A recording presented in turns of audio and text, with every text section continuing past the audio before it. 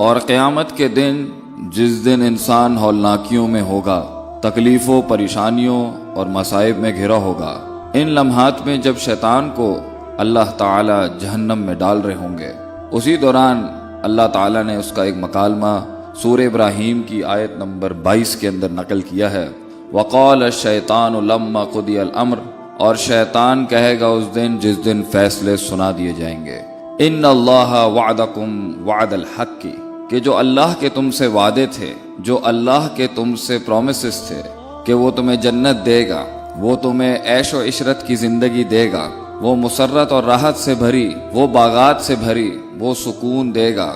جس کے تم متلاشی تھے دنیا میں عمل کر کے، بے شک کہ اللہ کا جو وعدہ تھا وہ سچا تھا۔ وَوَعَدتُّكُمْ فَخْلَفْتُكُمْ، اور جو میں نے تم سے وعدہ کیا تھا کہ دنیا ہمیشہ رہے گی، ابدی ہے، اسی میں جی لو، جو کرنا ہے اسی میں کر لو، عیاشی کر لو، وقت کو ضائع کر دو، اپنی زندگی کو شرک میں مبتلا کر کے گانے بجانے، ساز باجے اور اپنے جسم، زبان، آنکھ اور اپنے پیٹ سے غیبت، حرام اور کبائر کا ایک لمبا سلسلہ جس کی میں دعوت دیتا تھا، آج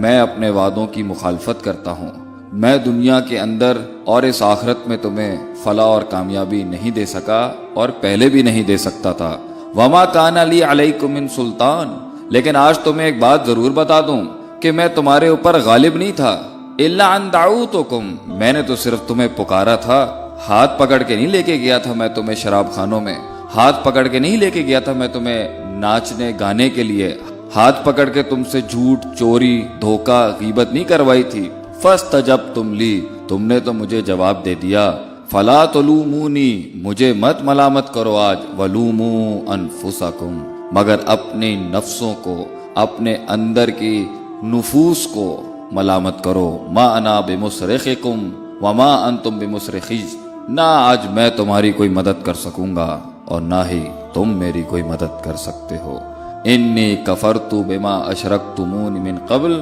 بلکہ میں تو بے شک انکار کرتا ہوں وہ شرک جو تم کیا کرتے تھے۔ ان الظالمین لہم عذاب علیم، بے شک کہ ظالموں کے لیے، شرک کرنے والوں کے لیے ایک دردناک عذاب ہے۔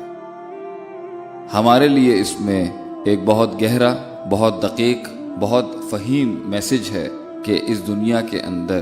ہم شیطان کو ذمہ دار ٹھہراتے ہیں اپنی گمراہی کے لیے، نہیں۔ اللہ تعالیٰ ایک اور مقام میں فرماتے ہیں ان کید الشیطان کان ضعیفا، بے شک کہ شیطان کے مکر، فریب، اس کی وسپرنگز اور اس کے وسواس اور اس کے وساوس، یہ سب بہت کمزور ہیں، یہ انسان پہ غالب نہیں ہو سکتے۔ یہ تو ٹیمپٹیشن ہے، یہ تو وہ پکارتا ہے شہوات کے ذریعے، لیکن اگر اللہ کی رسی کو انسان مضبوطی سے تھام لے اور اگر اللہ کے میسج کو، اس کے احکامات کو اور اس کے دیے ہوئے وعد اور وعید کو، اس کی دھمکیوں کو اور اس کی بشارتوں کو اگر انسان اپنی روح میں اتار لے، انسان زندگی کے اس سخت امتحان سے فلاح، کامیابی اور اپنی منزل مقصود تک ضرور پہنچ جائے گا۔